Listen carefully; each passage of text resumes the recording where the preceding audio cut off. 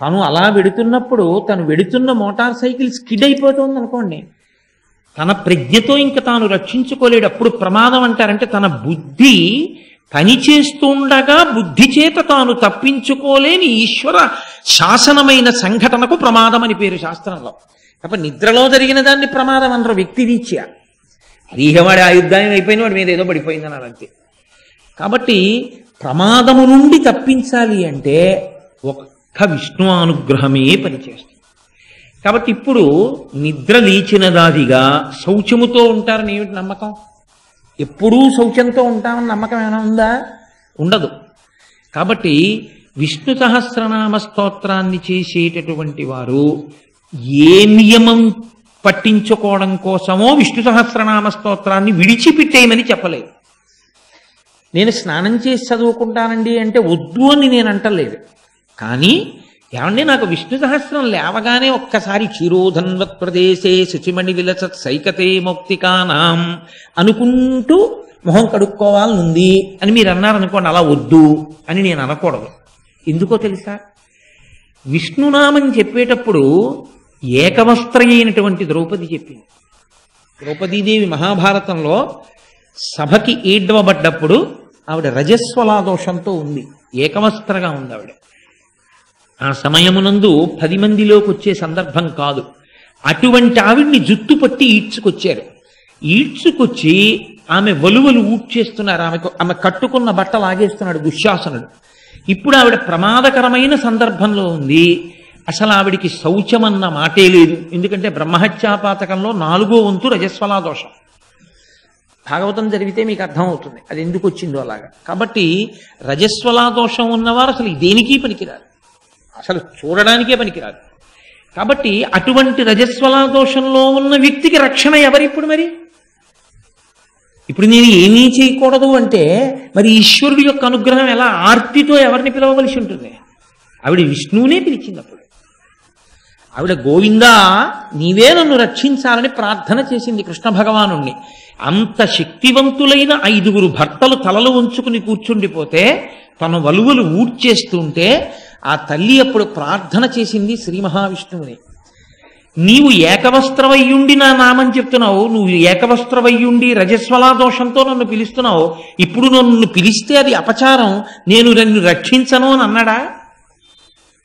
తరక్షణంలో అనుగ్రహించాడు. అందుకే విష్ణునామముల యొక్క గొప్పతనం ఎంత గొప్పదో తెలుసా అండి? అసలు శాస్త్రంలో మంచం మీద పడుకుని ఏది చెయ్యడాన్ని అంగీకరించారు.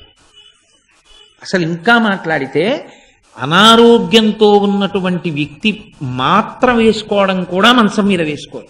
ఒకానొకప్పుడు నాకు పెద్దలు మహానుభావులు, చాలా గొప్ప వ్యక్తి, ఆ మహాభాగవత భారతాది గ్రంథముల నుండి ఎన్నో పద్యములు ధారణలో ఉండి వ్యాఖ్యానం చేయగలిగిన వ్యక్తి.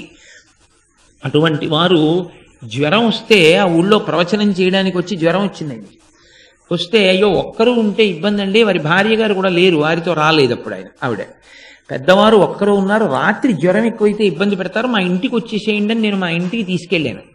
తీసుకెళ్ళి పడుకోబెట్టాను, ఏదో ఈ మాత్ర వేసుకు పడుకోండి అన్నాను. అంటే ఆయన వద్దన్నారు. ఉండండి ఒక్కసారి కోటేశ్వరరావు అని నేను తెల్లబోయాను. శాస్త్రాన్ని పాటించడం అంటే అది గొప్పతనం, ఆచారం అంటే. ఆయన బ్రాహ్మణ పృష్ఠం నేలని తాకకూడదండి, ఏదైనా ఒక చిన్న బట్ట అక్కడ పడేయండి అని చెప్పి ఆ బట్ట మీద కూర్చుని అప్పుడు మాత్ర నోట్లో వేసుకుని మంచినీళ్ళు పోసుకున్నారు. మంచం మీద కూర్చుని మాత్ర వేసుకోవడానికి కూడా ఆయన ఒప్పుకోలేదు. మంచం మీద అసలు ఏ కొత్త బట్టలు కానీ ఏవీ తీసుకెళ్లి మంచం మీద పెట్టరు. దూష్యము. అసలు నేను ఇంకా నిక్కచ్చిగా మాట్లాడవలసి వస్తే మంచం మీద శరీర త్యాగం చేయడాన్ని శాస్త్రం అంగీకరించాలి. మంచం మీద చచ్చిపోవడానికి కూడా ఒప్పుకోలేదు. అందుకే వాడి ప్రాణం పోతోందంటే దింపేస్తారు మంచం నుంచి. అటువంటి మంచం మీద పడుకుని ఉండగా దుస్వప్నం వచ్చింది అనుకోండి, ఒక పీడకల వచ్చింది, ఉద్విగ్నులైపోయారు మీరు, ఏదో భయం వేసింది. అయ్య బాబోయ్ అని మీరు నిజంగా ఏదో జీవితంలో ఒక దురదృష్టకరమైన సంఘటన అనుభవించినంతటి బెంగకి లోనైపోయారు.